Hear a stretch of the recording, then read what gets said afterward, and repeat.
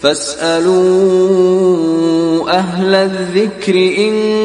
كنتم لا تعلمون۔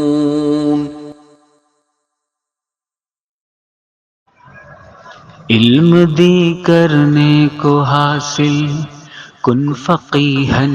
آئے ہم، علم دی کرنے کو حاصل کن فقیہن آئے ہم، اللہ نے موقع دیا کہ اب بھی کچھ کر پائیں ہم، جو سوال تھے الجھے اسے یہاں سلجھائے ہم، علم دی کرنے کو حاصل کن فقیہن آئے ہم، ضمہ کیا ہے فتح کیا ہے اور ہے مجرور کیا، ضمہ کیا ہے فتح کیا ہے اور ہے مجرور کیا، جس زباں سے ہم تھے غافل اسے یہاں سے پائے ہم، علم دے کرنے کو حاصل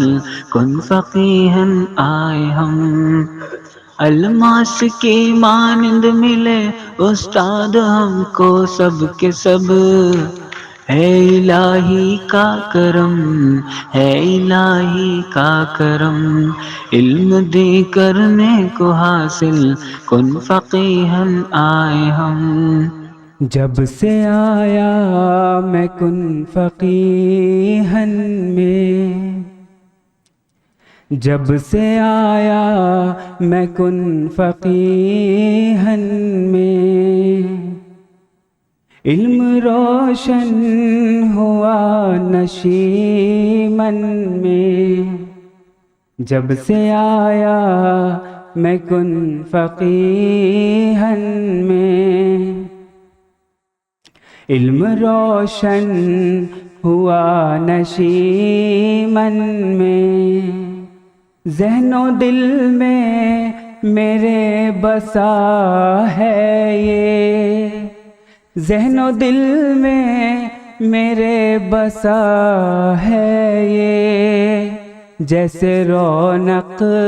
ہے کوئی گلشن میں،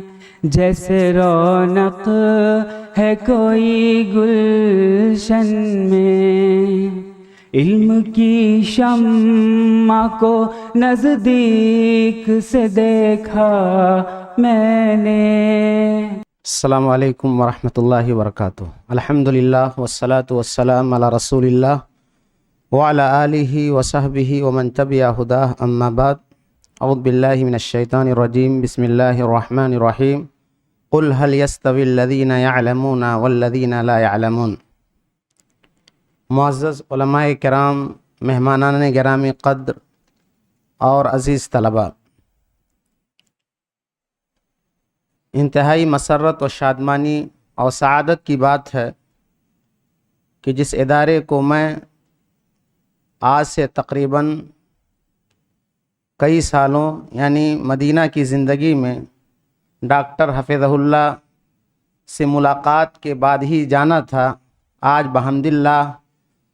خود کی آنکھوں سے دیکھ کر کے کافی مسرت و شادمانی ہو رہی ہے۔ آج جو پروگرام ہے کن فقیہن کا، حقیقت یہ ہے کہ ایک دیرینہ خواب ہے، اور صرف کسی ادارے ہی کے اندر اسے نہیں ہونا چاہیے، بلکہ جس طرح سے نبی کریم صلی اللہ علیہ وسلم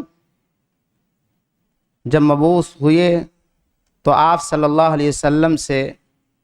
بچوں نے سیکھا، جوانوں نے سیکھا، ادھیڑ عمر والے اور بزرگوں نے سیکھا، خواتین نے سیکھا، حتیٰ کہ صحیح بخاری کی روایت اس بات پر شاہد ہے کہ محمود بن الربیع کہتے ہیں، عقلت مجۃ مجھا رسول اللہ صلی اللہ علیہ وسلم علی وجہی وانا ابن 5 سنین، کہ میں 5 سال کی عمر کا تھا اور نبی کریم صلی اللہ علیہ وسلم نے کلی کی اور اس کے چھینٹے میرے منہ پہ پڑے، اور اس وقت میری عمر 5 سال کی تھی۔ اور ہم یہ بھی جانتے ہیں کہ شرف صحابیت سے جہاں ابو بکر رضی اللہ تعالی عنہ ایک ایسے انوکھے صحابی ہیں کہ ان کے یہاں جہاں کئی نسلیں اسلام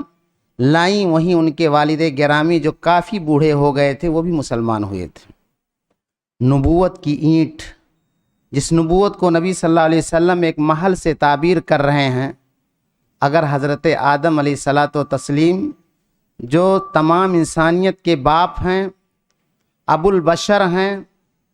تمام انبیاء میں سب سے پہلے نبی مکلم ہیں، یعنی نبی ہونے کے ساتھ ساتھ اللہ رب العزت سے کلام گفتگو کرنے کا شرف جنہیں حاصل تھا،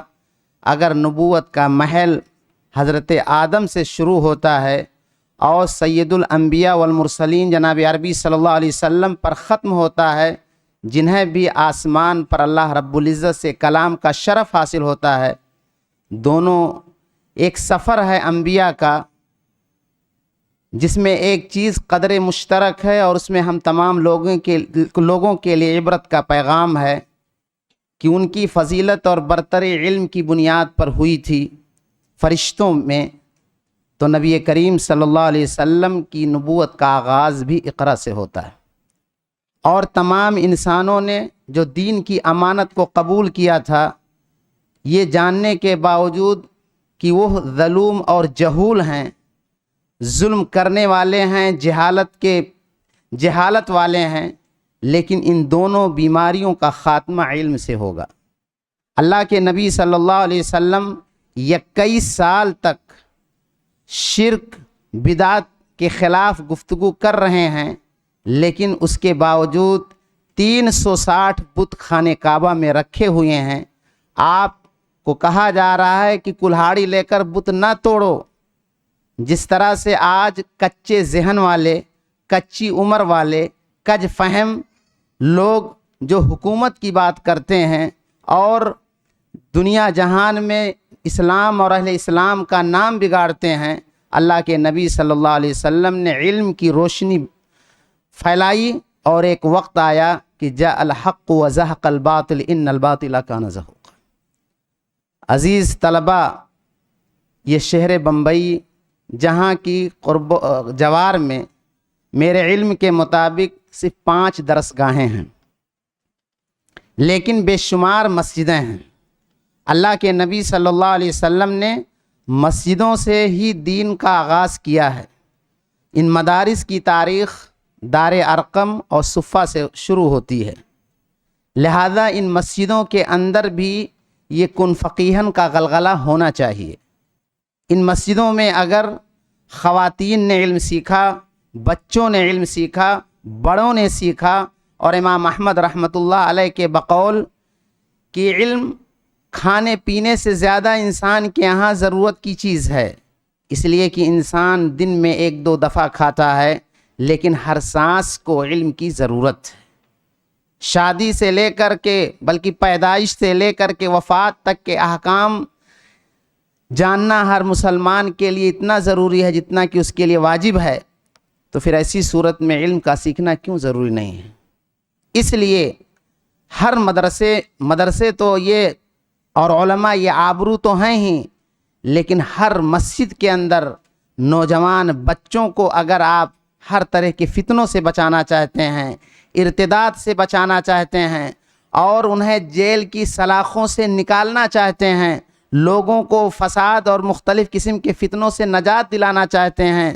تو جس طرح سے سیٹرڈے، سنڈے، سنیچر اور اتوار میں یہ پروگرام یہاں ہو رہا ہے، ایسے ہی ہر مسجد کے اندر بچیوں کے لیے، عورتوں کے لیے اور بچوں کے لیے ایک منصوبہ بند انداز میں وہاں بھی پروگرام ہونا چاہیے، وہاں بھی ان کلاسوں کا آغاز ہونا چاہیے۔ اور یاد رہے، یہ علماء، یہ جس طرح سے یہ مدارس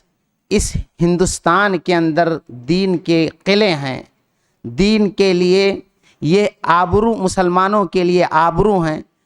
ان کی قدر و قیمت سمجھنی چاہیے۔ بدنصیبی کی بات یہ ہے کہ جس طرح سے دین و دنیا میں لوگوں نے بٹوارا کر دیا تھا، عصری اور اسلامی تعلیم میں بٹوارا کر دیا تھا، آج لوگوں نے یہ سمجھ رکھا ہے کہ دین سیکھنا صرف مدرسوں میں ہے، اس کے باہر نہیں ہے۔ مسجدیں صرف 5 وقتہ نمازوں کے لیے اور جمعہ کے خطبوں کے لیے ہے، اور افسوس کی بات تو یہ ہے کہ اپنے دوسرے بھائیوں کے یہاں جمعہ بھی عربی میں کر کے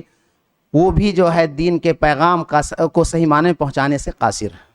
اس لیے مبارکباد ہیں ڈاکٹر صاحب، اور مجھے قوی امید ہے کہ یہ سنت، اس سنت پہ لوگ چاہتے یا نہ چاہتے ہوئے عمل پیرا ہوں گے، اور انشاءاللہ چراغ سے چراغ جلیں گے، اور سب کا ثمرہ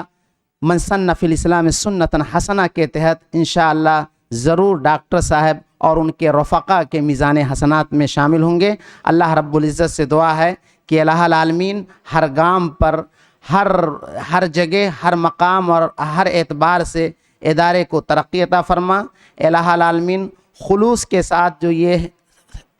درخت لگایا گیا ہے اس کو تناور درخت بنا، ثمر آور بنا، اور صرف شہر تلولی اور بھیونڈی ہی میں نہیں بلکہ ملکی پیمانے پر اور عالمی پیمانے پر اس کے پیغام کو عام فرما، اور لوگوں کو توفیق دے کہ ہر اعتبار سے اس کے لیے دست تعاون دراز فرمائیں۔ آمین، تقبل یا رب العالمین۔